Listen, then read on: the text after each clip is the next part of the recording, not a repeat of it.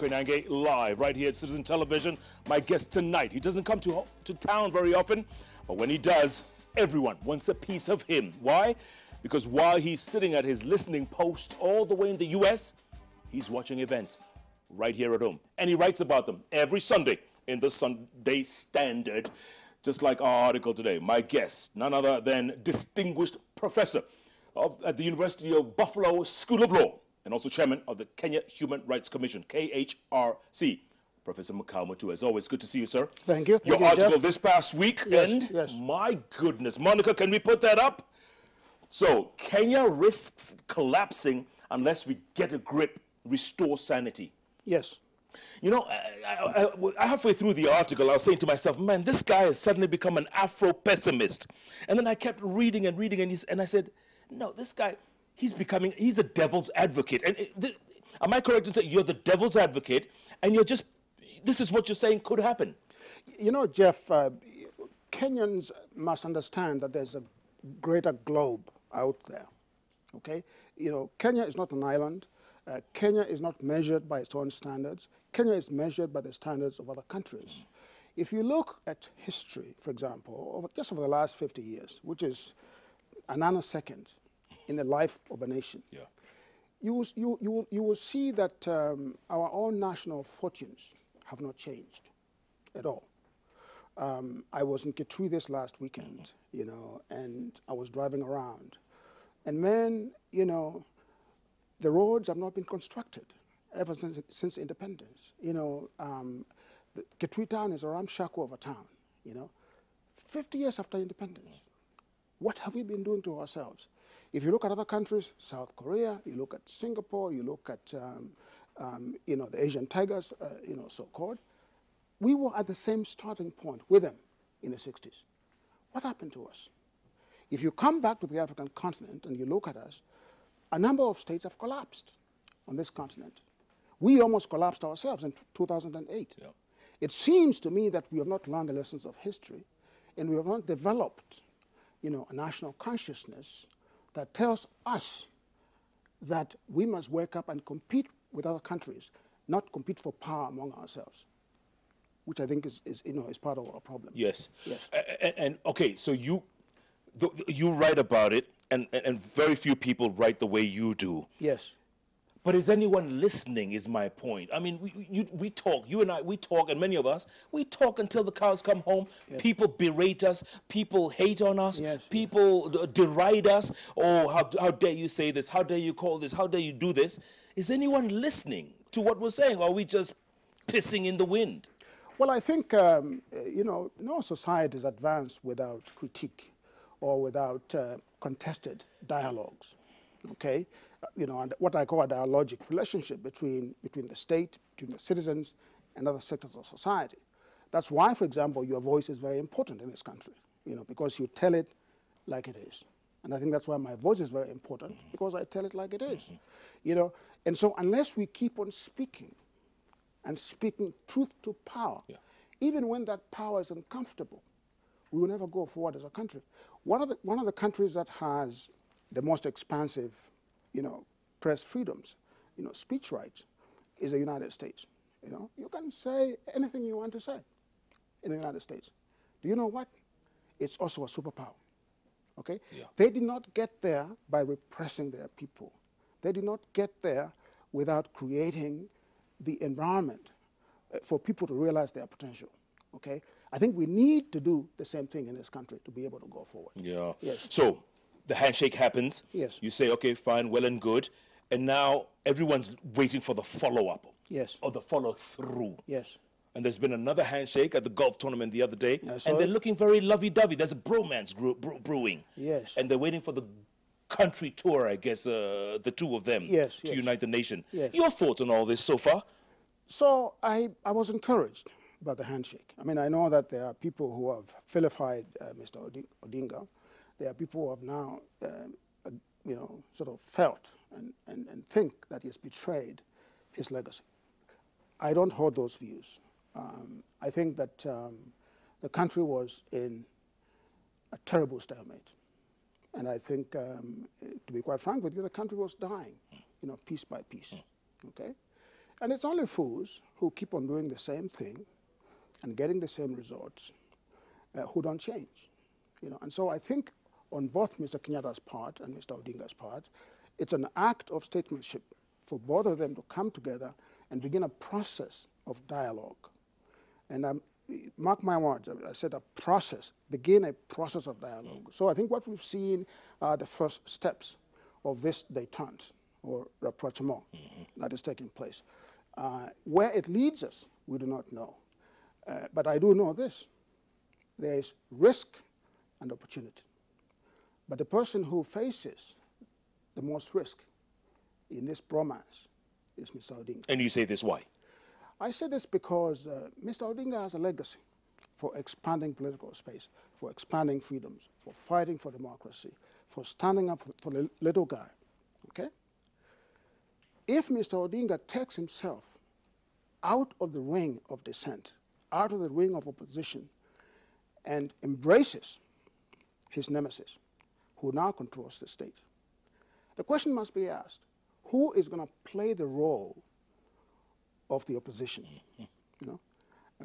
When I look at my crystal ball, which I want to bring back, I don't see many people who can play the role that Mr. Odinga plays currently.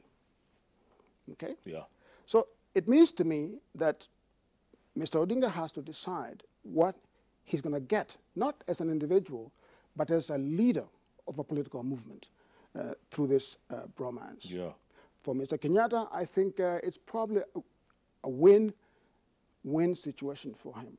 When he shakes Mr. Odinga's hand, he can look the international community in the face and say, look, my opponent has embraced me, I'm legitimate, and so therefore all those questions should be put away. Yeah. Okay? On the other hand, he can also look at Mr. Odinga and simply, tell him that I'm not going to give you much because already you've given me what I want, which is legitimacy. Yeah. So this is the danger that Mr. Odinga faces. What does he get in return? Again, not as an individual, but as a leader of a political movement. And so if I can just sketch out in 1 minute what I think should happen, Mr. Odinga must pursue his reformist legacy through this bromance. In fact, there is no other reason for the bromance but for him to pursue his political legacy of reform. What do I mean by that? I mean by that there are questions that this country must answer, okay? Our country is in deficit, and I mean morally, politically, and in many ways. And so what he has to do is to see how he can pursue normative, institutional, and structural changes that are going to democratize the state, okay, and make it more receptive to his own citizens. Yeah. Only he can pursue that. That is one. But how does he do that? Yeah. How does he do that? Can he do that simply by handshake? No. Yet. The only way he can do that really is by achieving and husbanding, if I may use the expression. It's a gendered expression, so I apologize for using it, but husbanding political power. Yeah. But how does he do that? How does he do exactly? Because already the triumvirate, the three, are calling him a betrayer. They're already claiming, 2 weeks later, which is kind of late, they're already saying he betrayed them. Now the rumblings are coming up. Now they're getting more and more confident in calling him a betrayer.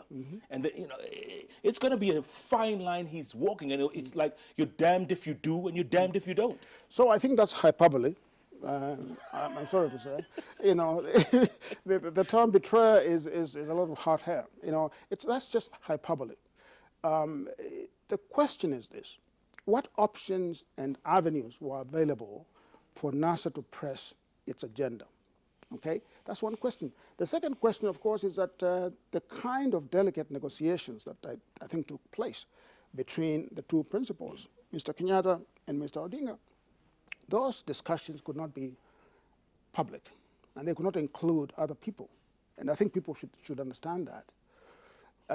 The third thing to remember is that NASA would not be there but for Mr. Odinga. Okay, he is a principal of NASA, and I think anyone in NASA, Mr. Musyoka, Mr. Mudavadi, who wants a political future in this country as a viable candidate, will have to seek and receive the support of Mr. Odinga. What if they choose to go opposition, or rogue, if you will, for lack of a better word, if they go rogue? Well, I don't think they are suicidal. You know, I don't think they could be homicidal, but I don't think they are suicidal. You know, Yeah. I don't think they simply want to go there and commit political suicide. I don't think so. And if they simply break away and antagonize Mr. Odinga, which I don't think they will, by the way, you know, I think the least among them is Mr. Wetangula. Mr. Wetangula can leave NASA. Look what happened to him the other day. He can leave without consequence, you know. Yeah. Because from where I sit, rarely has a person with so little talent risen so far. You know. Say that again? Rarely has a person with so little talent risen that far. Mr. Wetangula has succeeded beyond his wildest dreams. Okay? And I think he grew too big for his britches. And I think the senators just put, you know, his coaches and told him, you know, we put you there, we can put you out. And they did. So I think he's a least of the principles. I don't worry about him at all. I think Mr. Musyoka and Mr. Mudavadi are the key people. I think Mr. Odinga will be well advised in his bromance with Mr. Kenyatta to bring along Mr. Mudavadi and Mr.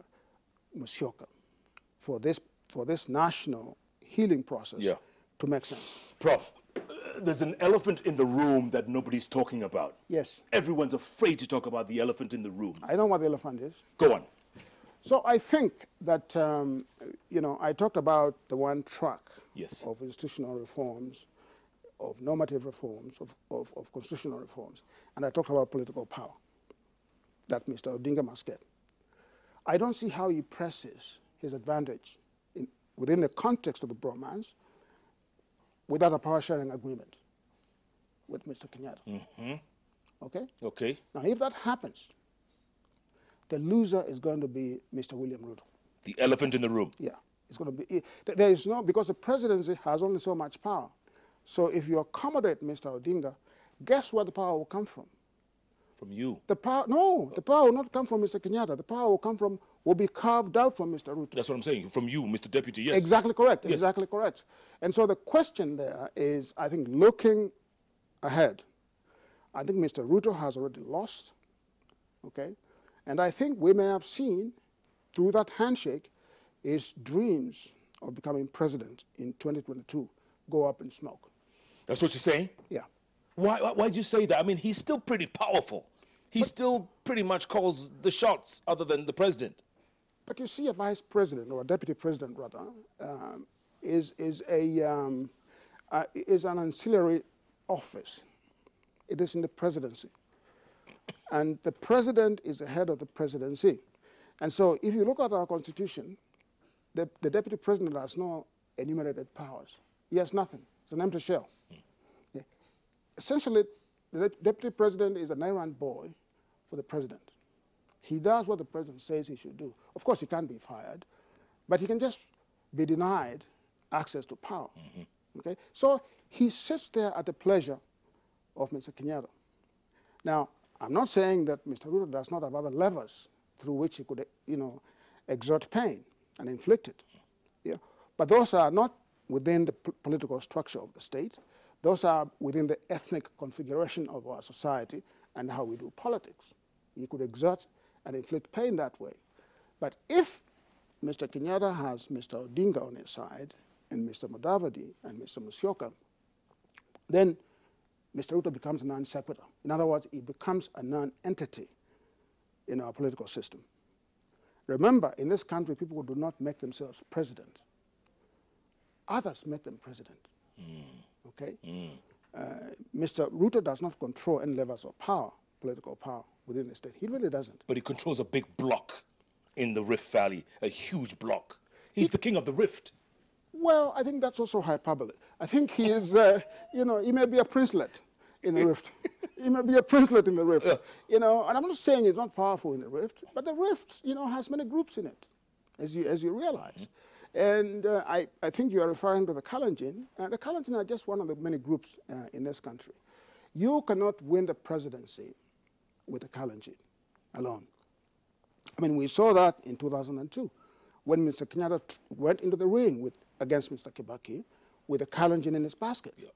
Yeah. He was beaten like a drum by Mr. Kibaki. So Mr. Ruto would have to manufacture, if you will, votes from other parts of Kenya. Do you think he realizes this? Do you think he realizes that something could be amiss here? I think he saw this coming from day one. I think he probably saw this coming in 2013. Because, you know, tell me, given the history between Mr. Ruto and Mr. Kenyatta, particularly around the ICC issues, and you know the feelings in the two communities about you know that dark episode in our chapter, I don't think people have forgotten what happened in those, you know, in that dark period. Okay, maybe not forgotten, but maybe they forgave. I don't think so. I don't think so. I'm a pretty good observer of our politics, and I think the happiest people in central Kenya today, I mean, the happiest people in Kenya today are the people in central Kenya because of the handshake. So because I think essentially, essentially, I think Mr. Odinga has freed Mr. Kenyatta from Mr. Ruto. So what does Deputy President do now? What does he do? What would you do if you were him? If I was Mr. Ruto, what I would do is go back to the drawing board, you know, really a clean drawing board, and try to see if I can form other alliances. But I just don't see where he goes from here. I mean, I think avenues are closing, doors are closing very quickly for him. It's going to be a very tough time for him. And I think he knows that. I think already we've seen in central Kenya people say that they will not support him, that they have a right to support whoever they want to support, which of course is correct. No one can bind. Sure, but what if he turns around and says, look, you guys, I supported you for 2 elections. I was there, forefront. I was the man. I took a bullet for you guys. This is what you're doing for me? He will not be the first person to be betrayed in politics. He will not be the first person to be left by the roadside, you know, like a fish on dry land. You know? Yeah. I mean, Mr. Odinga suffered the same fate. Look, the elder Odinga suffered the same fate with Kenyatta. You know, the younger Mr. Odinga suffered the same fate. Mr. Musyoka suffered the same fate. You know, Kenya is a land of betrayers. Political betrayers, you know, especially among the elites. Yeah. So I think if you ask me, I don't think people are going to lose sleep over this. I don't think so. You don't think so? I don't think so. And in fact, I think there is probably one scenario that people have not contemplated. It is very possible, in fact I would say probable, that Mr. Kenyatta and Mr. Odinga may agree on a single candidate for 2022. Oh my goodness. Yes. It's very possible. Between the two of them? Between the two of them. They agree on one candidate? One candidate, and it will not be Mr. Ruto. It will not be? It will not be Mr. Ruto. Prof, man. Is this what your crystal ball is saying? No. I'm reading more than the tea leaves. I'm reading more than the tea leaves. Yeah, look like you're smoking more than the tea leaves. That would be good. But I'm serious about this. I think that this rapprochement, if both two gentlemen, Mr. Kenyatta and Mr. Odinga, want to leave a legacy for themselves of uniting the country, they might pick a person who could be acceptable across the political spectrum and who could assure that the interests of business persons, of civil society, of human rights groups and others are protected, and who would not threaten communities. And that person isn't necessarily the usual suspects, right? That person is not necessarily one of the usual suspects. Yeah. But if I was to pick among the usual suspects, you know, because, you know, Kenya is a country where apparently you seem to become president by staying in the arena forever. Right. Yes. Right. If I was to pick, I would simply say that three names would come up that are likely successors and who might be acceptable. Perhaps a combination of all three of them in different offices. Okay. If you revise the Constitution to create the office of a Prime Minister. Correct. So I would say you could probably have a lineup, up or down, Mr. Musyoka, Mr. Mudavadi, and Gideon Moi. Those three, in some order. In some order, yeah. And that would just end it. for Mr. Ruto. Okay, that will write his political obituary. You think so? Yeah, he'll be dead politically. There will be no place to go because, you know, the populous people in Central Province would vote for that ticket. The people in the Rift would probably vote for that ticket, knowing that that's their best chance. Yeah. The people in Western Kenya will do it, or Kampani will do it. It will be game shot, as Kenyans say. It will be game shot, as Kenyans say. What if he took Alfred Mutua and Hassan Joho, for instance? You know, some of the candidates who are jockeying for position in 2022. What if he took those? And maybe he took Nanok or Paranya in the West as well. Yeah, yeah. I don't underestimate Governor Joho. I think he has some political skill. There's no question about it. And he can rile up a crowd, you know, and he can speak to the youth. He's a Muslim leader. So there is that element of it. I don't downplay his importance. But I don't think that he is ready to be number one, or even number two. It might not be possible at this point. He's still politically, you know, youthful. Mr. Mutua is a charlatan. It's a political charlatan. I mean, he's a shyster. What kind of a person? You can't say that. No, but what kind of a person, you know, builds a road in one day and calls the press to come and open it, and then the next day it's washed away by the rains. No, but Machakos has been transformed. Oh no, I don't think so. I don't think so. People's Park. No, those are just white elephants. Street lights. Those are white elephants. Water, electricity. Where? I've been following this very keenly. There's nothing there. The man is a smoke and mirrors kind of a guy. You know, I think he studied propaganda or communications. So I think he's very good at it, and he can pull the wool over your eyes, which he does very well. You know, so I write him off completely. And the canvas, I'm not going to support him. I just doubt that. You know, he has not endeared himself. He is seen as a sycophant of Mr. Kenyatta, you know, and I don't think the people like that very much, you know. So I would not put any stock in him.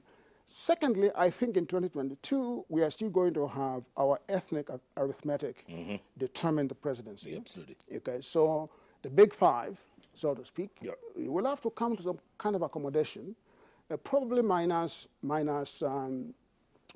of them. I don't know which one will be out. But if you get the other four in the situation in which Mr. Kenyatta and Mr. Odinga would have a common candidate, it's finished. I'll get back to that in a moment, but I just thought of something.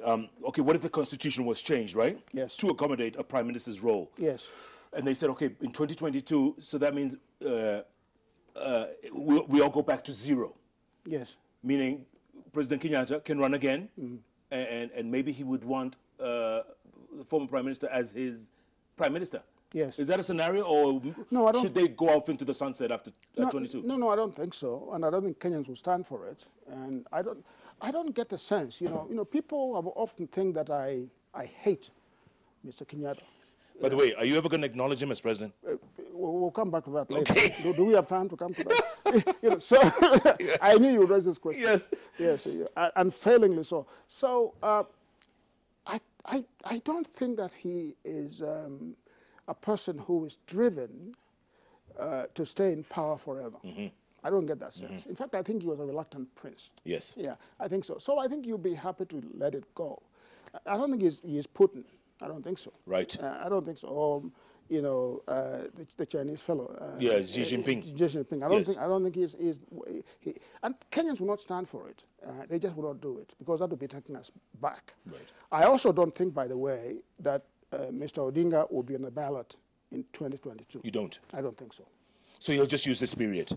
I think he's going to use this period to cement his legacy. Yeah. If there's a power-sharing arrangement, he may come into the state, you know, and pursue those reforms. And, you know, after 2022, he'll be a kingmaker. Right. Yeah. Okay, we're going to take a break, Prof, and come back. But before we take a break, real quick, Mr. Kenyatta, this Mr. Kenyatta business. Yes. Will it ever be President Kenyatta? Well, there are things that he can do to redeem himself. Are they? Yes. And you will call him president if he does? Yes. Name two. Well, I think, number one, I think that this handshake has the potential to become a good political earthquake for the country, in which he does the things that we think he should do on devolution, you know, on corruption and so on, on creating an inclusive environment, on allowing the political landscape to allow people to flourish in civil society and so on. So he can do those things, and then secondly, he can dismantle this poisonous snake, called the tribe. He can start that process. That's the bane of our existence, brother. Yeah. That's the bane of our existence. If he does those things, I'll be the first one to call him Mr. President. I'm going to hold you to that. Yes, you hold me. I'm going to hold you to that, Prof. Hold me to that. Let's take a break, come back. Thank you. Talk about, goodness, you're just putting scenarios out without fear or favor. No, and someone once said, you rule out William Ruto at your own peril. I don't think I do. Wow, what a conversation. Professor Makau Mutua calling it like he sees it. This is the kind of conversation we need to have going forward. The Prof is here, guns blazing. Keep tweeting at Konanga Jeff, at Makau Mutua, at Citizen TV Kenya. The hashtag, as always, is JK Live. And JK Live, smoking as it is, takes a break. Back in a moment. Whew, Prof, you are cooking, man. Time for the fire extinguisher. Yeah, what? Exactly. You're watching JK.